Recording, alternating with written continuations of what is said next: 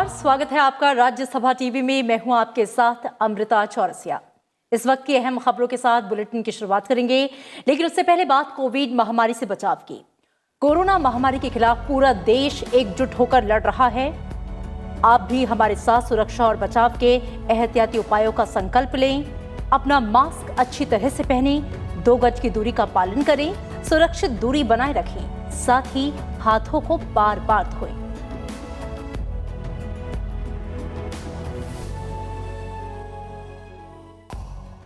और अब बात करते हैं मुख्य समाचारों की। प्रधानमंत्री नरेंद्र मोदी ने कोविड-19 के हालात और वैक्सीन पर की अहम बैठक। कहा, वैक्सीन वितरण के लिए चुनावों की तरह हो रणनीति, जहां हर स्तर के सरकारी तंत्र और समाज की होती है भागीदारी।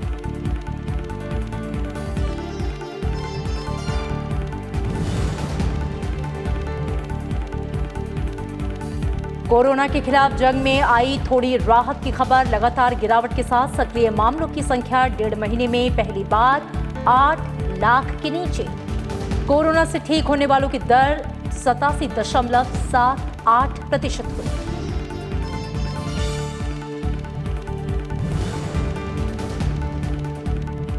न्यूनतम समर्थन मूल्य पर खरीफ फसलों की सरकारी खरीद जारी। अब तक 69.5 लाख मीट्रिक टन धान की खरीद। 6 लाख किसानों को एमएसपी के तहत 13,128 करोड़ रुपए का भुगतान।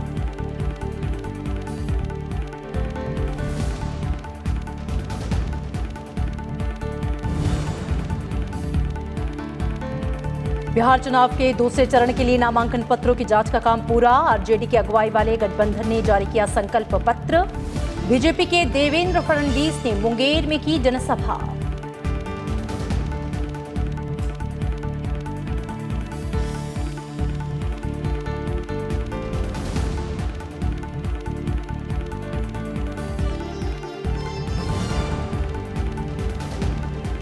और शक्ति की देवी मां दुर्गा की आराधना का पर्व नवरात्रि देश भर में शुरू। प्रधानमंत्री नरेंद्र मोदी ने देशवासियों को दी शुभकामनाएं। गरीबों और वंचितों के जीवन में बदलाव लाने का मांगा आशीर्वाद।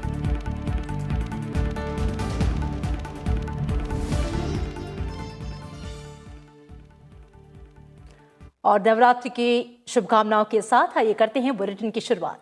प्रधानमंत्री नरेंद्र मोदी ने कहा है कि कोरोना की वैक्सीन बनने के साथ ही उसे सभी मरीजों को उपलब्ध कराना सर्वोच्च प्राथमिकता होनी चाहिए। प्रधानमंत्री ने कहा कि कोरोना वैक्सीन को सभी जरूरतमंद लोगों तक जल्द से जल्द पहुंचाने के लिए सरकार के प्रत्येक तंत्र और समाज के हर वर्ग की भागीदारी सुनिश्चित करनी होगी। उन्होंने कहा कि ये ठीक उसी तरह की रणनीति होगी जैसे चुनावों में अपनाई जाती है। प्रधानमंत्री आज कोविड-19 की स्थिति, वैक्सीन के वितरण और उसे जन जन तक पहुंचाने की रणनीति पर विचार के लिए बैठक कर रहे थे। प्रधानमंत्री नरेंद्र मोदी ने निर्देश दिया कि भौगोलिक अड़चनें जनता को जल्द से जल्द वैक्सीन मिलने के रास्ते में आड़े नहीं आनी चाहिए। उन्होंने कहा कि वैक्सीन को देश के कोने कोने पहुंचाने और इसे लोगों को लगाने की रणनीति तुरंत तैयार होनी चाहिए। इस संदर्भ में उन्होंने cold storage chain, distribution network, syringe की व्यवस्था को मजबूत करने पर जोर दिया।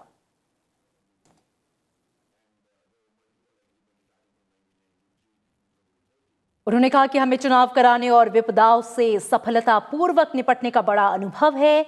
इस अनुभव का इस्तेमाल वैक्सीन वितरण और उसे लोगों को दिए जाने के लिए करना चाहिए। इस प्रयास में राज्य स्तर से लेकर जिला स्तर और सिविल सोसाइटी से लेकर आम नागरिकों और विशेषज्ञों को भी शामिल करना होगा। भारत में इस वक्त 3 वैक्सीन ट्रायल के अग्रिम चरण में हैं। इनमें से 2 वैक्सीन अपने फेज 2 ह्यूमन ट्रायल्स में हैं, जबकि 1 वैक्सीन फेज 3 ट्रायल में है। इसी बीच पिछले 3 हफ्तों में भारत में कोविड-19 के मामलों में लगातार कमी आ रही है। प्रधानमंत्री नरेंद्र मोदी ने लोगों से अपील की है कि त्योहारों के मौसम में वे खास तौर से सावधानी बरतें। उन्होंने जनता से सोशल डिस्टेंसिंग बनाए रखने और मास्क पहनने जैसी सावधानियां बरतने की सलाह दी है।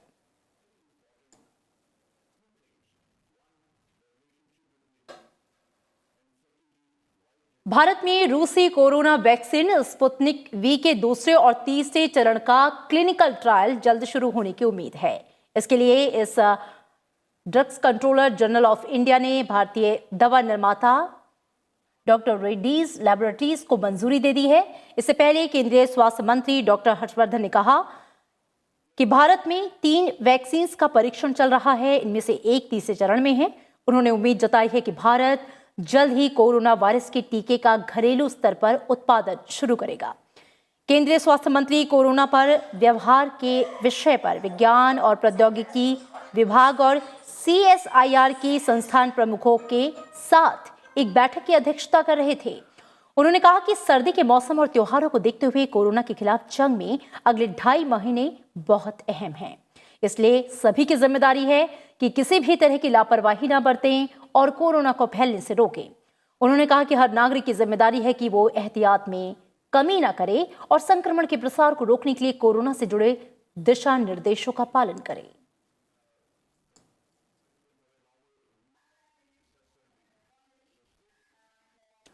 और इस बीच देश में कोरोना के सक्रिय मामलों में गिरावट का सिलसिला लगातार जारी है।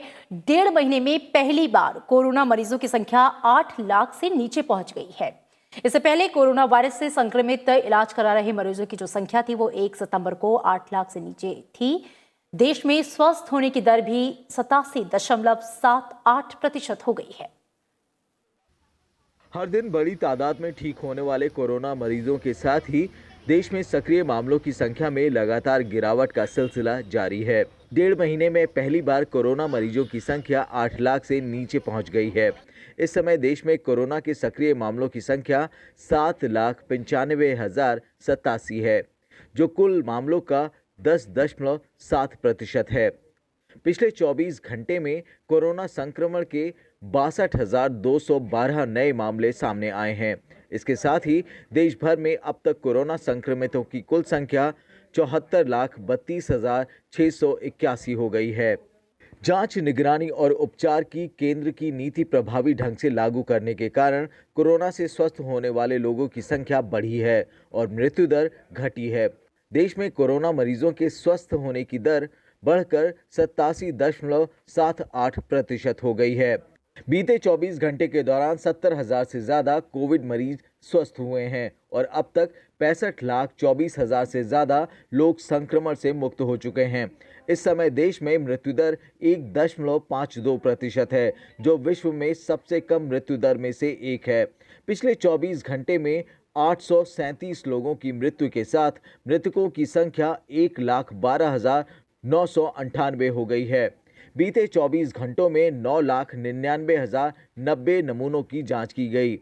इसके साथ ही देश भर में अब तक कुल 9,32,54,017 नमूनों का परीक्षण हो चुका है।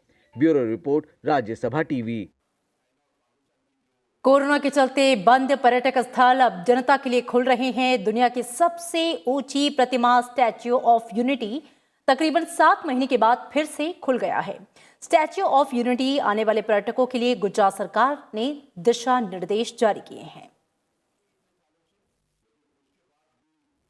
वहीं केरल में आस्था का केंद्र सबरीमाला मंदिर श्रद्धालुओं के लिए खोल दिया गया है। केरल के मुख्यमंत्री पिनराई विजयन ने मंदिर में दर्शन के लिए कोविड-19 नेगेटिव सर्टिफिकेट को अनिवार्य किया है। इसके अलावा एक दिन में 250 लोगों को ही दर्शन करने की इजाजत दी गई है।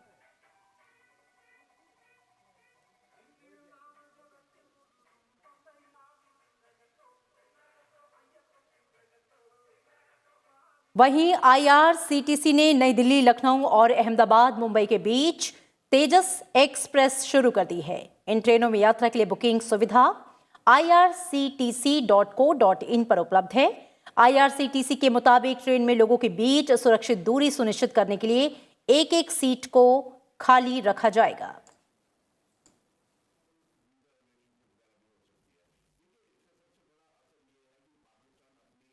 न्यूनतम समर्थन मूल्य पर खरीफ फसलों की खरीदारी जारी है। उपभोक्ता कार्य, खाद्य और सार्वजनिक वितरण मंत्रालय के मुताबिक 15 अक्टूबर 2020 तक विभिन्न राज्यों और केंद्र शासित प्रदेशों के 6,09,000 किसानों से 69,53,000 मीट्रिक टन धान की खरीद की जा चुकी है। इनमें पंजाब, हरियाणा, उत्तर प्रदेश, तमिलनाडु, उत्तराखंड, चंडीगढ़, केरल और जम्मू कश्मीर के किसान शामिल हैं। किसानों को अब तक न्यूनतम समर्थन मूल्य के तहत 13,128 करोड़ रुपए का भुगतान किया जा चुका है।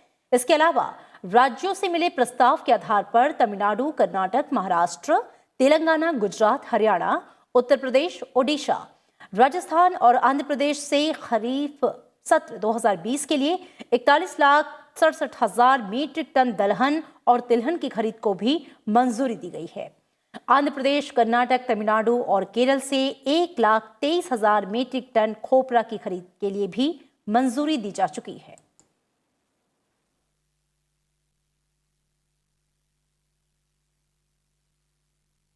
जीएसटी कॉम्पनसेशन का मुद्दा सुलझने के एक दिन के बाद केंद्रीय वित्त मंत्री निर्मला सीतारमण ने राज्यों को उनके विवेक, समझदारी और सहयोग के लिए शुक्रिया अदा किया।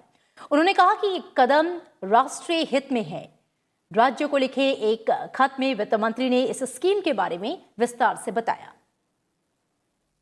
वित्त मंत्री निर्मला सीतारमण ने जीएसटी कॉम्पनसेशन का मुद्दा सुलझाने के लिए राज्यों का शुक्रिया अदा किया है। राज्यों को लिखे एक पत्र में उन्होंने कहा कि राज्यों की सलाह पर ही केंद्र सरकार रकम उधार ले रही है, जिसे कर्ज के रूप में राज्यों को दिया जाएगा। इससे राज्यों को धन मिलने में आसानी तो होगी, साथ ही उन्हें ज्यादा ब्याज भी नहीं देना पड़ेगा। वित्त मंत्री ने कहा कि उन्हें ब्याज और कर्ज के बोझ से जुड़ी राज्यों की चिंता की जानकारी थी और उनका प्रयास था कि राज्यों को ऐसी किसी भी स्थिति से हर हाल में बचाया जाए। इसीलिए केंद्र ने रकम का इंतजाम कुछ इस तरह किया कि राज्यों पर ब्याज का अतिरिक्त बोझ न पड़े। चालू वित्त वर्ष के दौरान जीएसटी से मिलने वाले राजस्व में करीब 3 लाख करोड़ रुपए की कमी आने की आशंका है, जिसमें कॉम्पनसेशन सेस ही करीब 65,000 करोड़ रुपए कम है। इस हिसाब से बाकी कमी 2.35 लाख करोड़ की होती है। इस 2.35 लाख करोड़ में 1.110 लाख करोड़ रुपए की कमी जीएसटी के लागू होने के कारण हो रही है। इस रकम का इंतजाम केंद्र सरकार बोरोइंग यानी उधार लेकर करेगी और राज्यों को देगी। कृति मिश्रा, राज्यसभा टीवी। केंद्र सरकार ने डिजिटल मीडिया के नियमन की राह खोल दी है। सूचना और प्रसारण मंत्रालय की ओर से जारी बयान में कहा गया है कि डिजिटल मीडिया के लिए कई सुविधाओं पर विचार किया जा रहा है। साथ ही डिजिटल न्यूज मीडिया में 26% एफडीआई की नीति भी स्पष्ट कर दी गई है।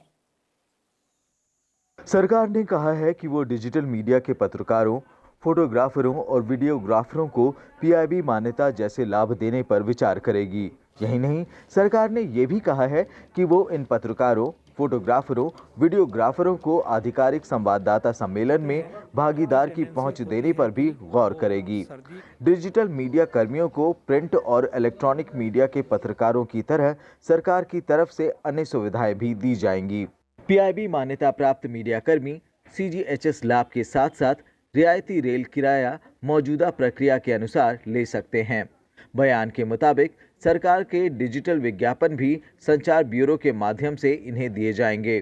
प्रिंट और इलेक्ट्रॉनिक मीडिया की तरह डिजिटल मीडिया अपने हितों को आगे बढ़ाने और सरकार के साथ बातचीत के लिए स्वयं नियामक समूह बना सकेगी। बयान में कहा गया है कि 18 सितंबर 2019 में केंद्र की तरफ से डिजिटल न्यूज़ मीडिया को 26% एफडीआई की इजाज़त दी गई थी। इसको ध्यान में रखकर डिजिटल प्लेटफॉर्मों को प्रिंट और इलेक्ट्रॉनिक मीडिया को मिलने वाली सुविधाएं देने पर विचार किया जा रहा है। यही नहीं, खबरों से जुड़े डिजिटल मीडिया में 26% प्रत्यक्ष विदेशी निवेश को लेकर भी सरकार ने स्पष्टीकरण जारी किया है। उद्योग और आंतरिक विभाग संवर्धन विभाग डीपीआईआईटी ने कहा है कि इन कंपनियों को इस स्पष्टीकरण के जारी होने के 1 साल के भीतर अपनी एफडीआई निवेश को केंद्र सरकार की मंजूरी के साथ 26% तक लाने की जरूरत है। केंद्रीय मंत्रिमंडल ने पिछले साल अगस्त में प्रिंट मीडिया की तरह ही डिजिटल मीडिया के माध्यम से समाचार या सूचनाएं अपलोडिंग या स्ट्रीमिंग के क्षेत्र में सरकारी मंजूरी के साथ 26% एफडीआई निवेश को अनुमति दी थी। विभाग ने कहा है कि एफडीआई नीति का अनुपालन उस इकाई की जिम्मेदारी होगी जिसमें निवेश किया जाना है। ऐसी कंपनी को कुछ और शर्तों का भी पालन करना होगा। साथ ही ऐसी कंपनी के निदेशक मंडल में ज्यादा निदेशक भारतीय नागरिक होने चाहिए और उसका मुख्य कार्यकारी अधिकारी भी भारतीय होना चाहिए। Bureau report, Rajya Sabha TV. विदेश मंत्री एस जयशंकर ने साफ गोई से कहा कि गलवान घाटी में भारतीय सैनिकों की हत्या ने चीन के साथ संबंधों को गहरी क्षति पहुंचाई है। इसने भारतीय जनमानस को भी हिलाकर रख दिया। दोनों देशों के राजनयिक संबंधों को भी इस घटना ने प्रभावित किया है। विदेश मंत्री एस जयशंकर ने कहा है कि भारत और चीन के बीच बहुत कुछ बदल गया है और अब दोनों देशों के बीच पहले वाला रिश्ता नहीं रहा। शुक्रवार को न्यूयॉर्क स्थित एशिया सोसाइटी पॉलिसी इंस्टीट्यूट के एक समारोह को संबोधित करते हुए विदेश मंत्री ने कहा कि गलवान घाटी में भारतीय सैनिकों की हत्या ने दोनों देशों के संबंधों को गंभीर तरीके से क्षतिग्रस्त कर दिया है। When you had, friction points, which was large number of troops at different points, very close to each other, then something, tragic like what happened on 15th of June happened. And, to underline the enormity of that, it was the first military casualty we had after 1975. So really, it's a very big deal. Yeah. So what it has done is it has obviously had a very deep public impact, a very major political impact, and it has left the relationship profoundly disturbed. Corona महामारी के बीच चीन की सेना ने पहले हुए सभी समझौतों का उल्लंघन करते हुए 15 जून को 20 भारतीय सैनिकों की हत्या कर दी थी। विदेश मंत्री एस जयशंकर ने साफ कहा कि चीन ने 30 सालों के सभी समझौतों का उल्लंघन कर भारत चीन सीमा पर शांति को भंग कर दिया है। विशेषज्ञों का कहना है कि गलवान घाटी में चीन का हिंसक बर्ताव बिल्कुल अनपेक्षित था। Even though both the countries had the border dispute going on for several decades, along with the security competition, India took comfort in the fact that there had been no violence on the line of actual control. But the clash at Galwan Valley on June 15 completely changed these dynamics. The loss of lives of the Indian soldiers was unexpected, and that too when the process of disengagement was ongoing. Bharat और चीन के बीच पिछले 30 सालों तक कोई हिंसक झड़प नहीं हुई थी, क्योंकि कई समझौतों ने दोनों देशों के बीच शांति का अच्छा माहौल बना रखा था। प्रधानमंत्री नरेंद्र मोदी और चीन के राष्ट्रपति शी जिनपिंग के बीच वुहान और चेन्नई में जो अनौपचारिक वार्ताएं हुई, उससे आशा ये थी कि दोनों देशों के बीच संबंध और प्रगाढ़ होंगे, लेकिन हुआ इसके विपरीत। चीन ने गलवान घाटी में जो किया उसे विश्वासघात की श्रेणी में रखा जा रहा है और इससे उबरने में दोनों देशों को कितना समय लगेगा, इसके बारे में अभी कोई अंदाज नहीं लगा सकता। राज्यसभा टेलीविज़न के लिए कैमरा पर्सन जुनैद के साथ दिल्ली से मैं अखिलेश सुमन। बिहार विधानसभा चुनाव के दूसरे चरण के लिए आज नामांकन पत्रों की जांच का काम पूरा हो गया। इस दौर में 17 जिलों की 94 सीटों पर 3 नवंबर को मतदान होगा। नाम वापस लेने की आखिरी तारीख 19 अक्टूबर है। दूसरे चरण में जिन जिलों के विधानसभा सीटों पर चुनाव होने हैं उनमें पूर्वी और पश्चिमी चंपारण, सीतामढ़ी, शिवहर, मधुबनी, दरभंगा, मुजफ्फरपुर, गोपालगंज, सिवान, सारण, वैशाली, समस्तीपुर, बेगूसराय, खगड़िया, भागलपुर, पटना और नालंदा जिले शामिल हैं। पहले चरण की 71 विधानसभा सीटों के लिए 28 अक्टूबर और तीसरे चरण की 78 सीटों के लिए 7 नवंबर को मतदान होगा। तीनों चरणों के वोटों की गिनती 10 नवंबर को होगी।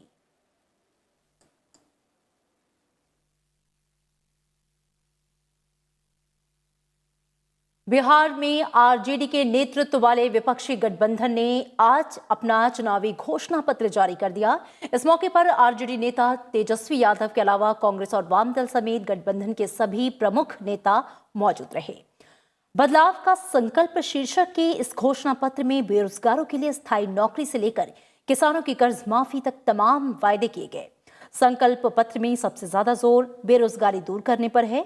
तेजस्वी यादव ने दोहराया कि अगर विपक्षी गठबंधन सत्ता में आती है तो कैबिनेट की पहली बैठक में 10 लाख बेरोजगारों को पक्की सरकारी नौकरी देने का फैसला लिया जाएगा।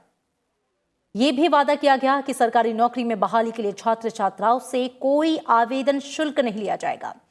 प्रवासी मजदूरों के लिए हेल्पलाइन शुरू करने की बात कही गई। इस घोषणा पर प्रतिक्रिया देते हुए बीजेपी नेता और बिहार के उप मुख्यमंत्री सुशील कुमार मोदी ने कहा कि इनका काम सिर्फ घोषणाएं करना है, काम करना नहीं।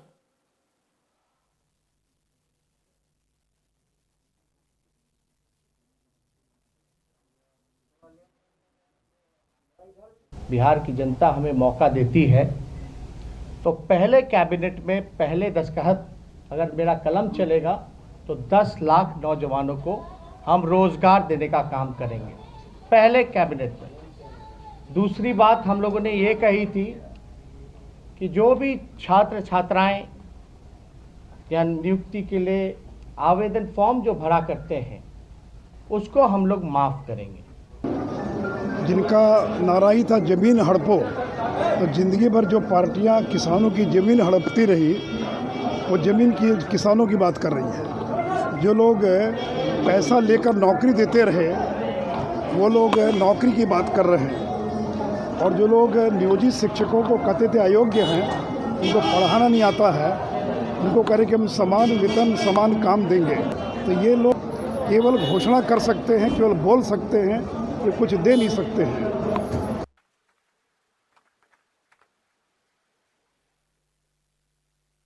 वहीं बिहार विधानसभा चुनाव के पहले चरण के लिए प्रचार तेज हो गया है। सभी पार्टियों के नेता चुनावी जनसभाएं कर रहे हैं। बीजेपी के बिहार चुनाव प्रभारी देवेंद्र फडणवीस ने आज मुंगेर में जनसभा को संबोधित किया। इस दौरान उन्होंने केंद्र और बिहार सरकार के विकास कार्यों के नाम पर जनता से वोट मांगे।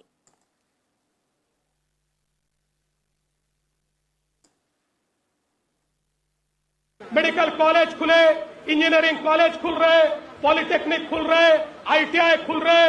पिछले 5 सालों में मानव संसाधन तैयार करने वाले सारे कॉलेजेस, सारी इंस्टीट्यूशन इस बिहार में आदरणीय मोदी जी और नीतीश जी ने शुरू की।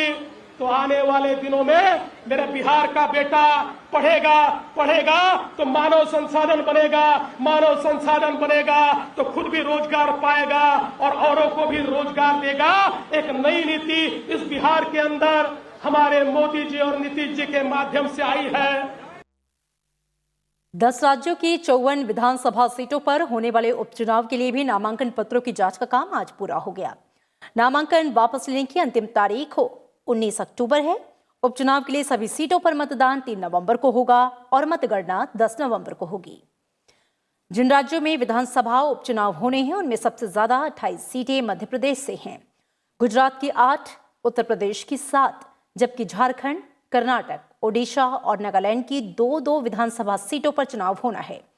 तेलंगाना, हरियाणा और छत्तीसगढ़ की 1-1 सीट पर भी 3 नवंबर को मतदान होना है।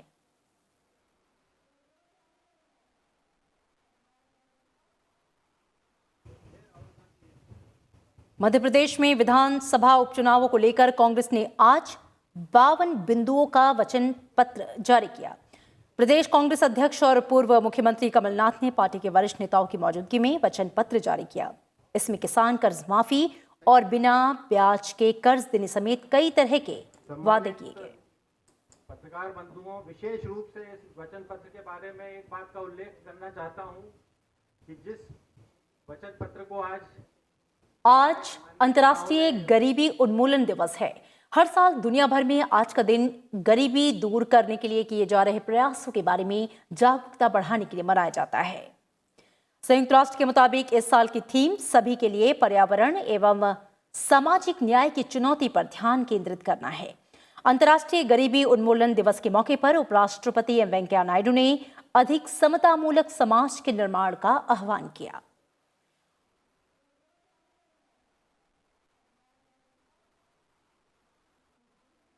उपराष्ट्रपति ने ट्वीट किया कि अंतर्राष्ट्रीय गरीबी उन्मूलन दिवस समाज के दुर्बल वर्गों के प्रति हमारे विशेष दायित्व की याद दिलाता है।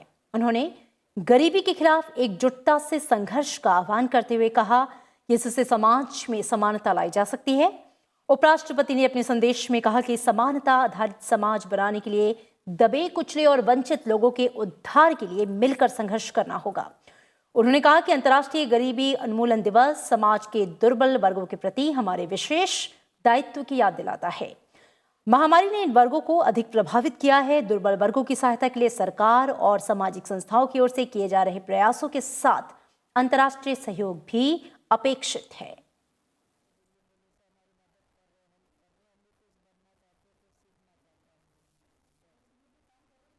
और अब बात शक्ति की देवी मां दुर्गा की आराधना के पर्व नवरात्रि की।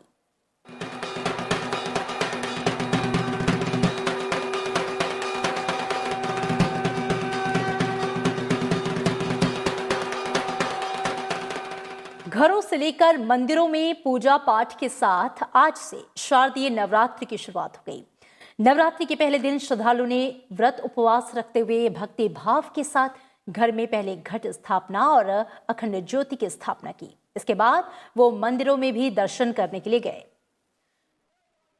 नवरात्रि के 9 दिन के दौरान मां दुर्गा के 9 विभिन्न रूपों की पूजा की जाती है। नवरात्रि के पहले दिन आज मां शैलपुत्री की पूजन किया गया। कटरा में मां वैष्णो देवी के दरबार समेत देश के प्रमुख शक्तिपीठों से लेकर दिल्ली और मुंबई के विभिन्न मंदिरों में मां दुर्गा के दर्शनों के लिए भक्त पहुंचे।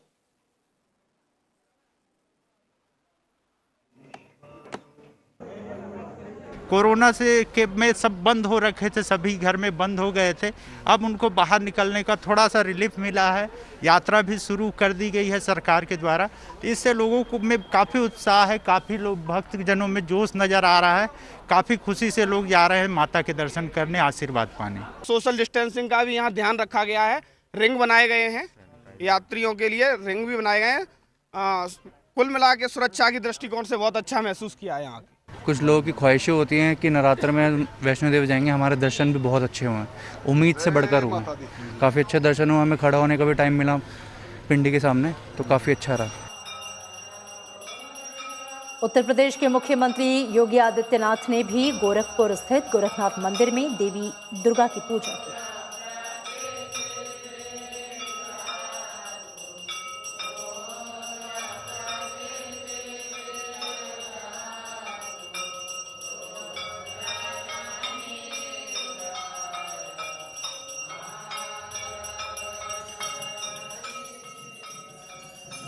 मां दुर्गा के सबसे सिद्ध मंदिरों में से एक असम के गुवाहाटी में मां कामाख्या मंदिर के अलावा कानपुर और शिमोगा समेत अनेक स्थानों पर भक्त इसी तरह देवी के दर्शन करने पहुंचे।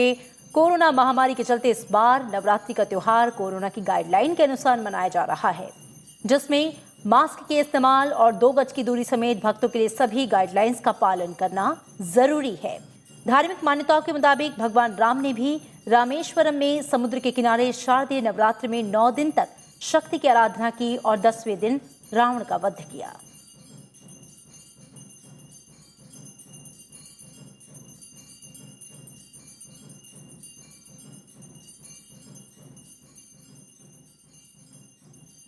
शारदीय नवरात्रि के पावन पर्व के मौके पर प्रधानमंत्री नरेंद्र मोदी और केंद्रीय गृह मंत्री अमित शाह सहित विभिन्न क्षेत्रों के दिग्गज हस्तियों ने देशवासियों को बधाई दी। प्रधानमंत्री नरेंद्र मोदी ने ट्वीट किया कि नवरात्रि के पावन पर्व की बहुत बहुत बधाई। जगत जननी मां जगदम्बा आप सभी के जीवन में सुख, शांति और समृद्धि का संचार करें। जय माता दी। केंद्रीय गृह मंत्री अमित शाह ने कहा कि नवरात्रि तप, साधना और शक्ति उपासना का प्रतीक है। नवरात्रि के महापर्व की समस्त देशवासियों को हार्दिक शुभकामनाएं। मां भगवती सभी पर अपनी कृपा और आशीर्वाद बनाए रखें।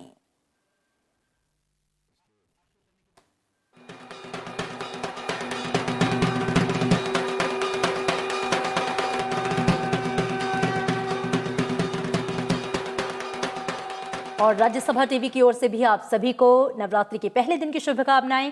फिलहाल इस बुलेटिन में इतना ही, लेकिन चलते चलते एक बार फिर से आपसे अपील कि कोरोना महामारी के खिलाफ पूरा देश एकजुट होकर लड़ रहा है। त्योहारों के मौसम में भी आप हमारे साथ सुरक्षा और बचाव के एहतियाती उपायों का संकल्प लें। अपना मास्क अच्छी तरह से पहनें, 2 गज की दूरी का पालन करें, सुरक्षित दूरी बनाए रखें, साथ ही हाथों को बार बार धोएं।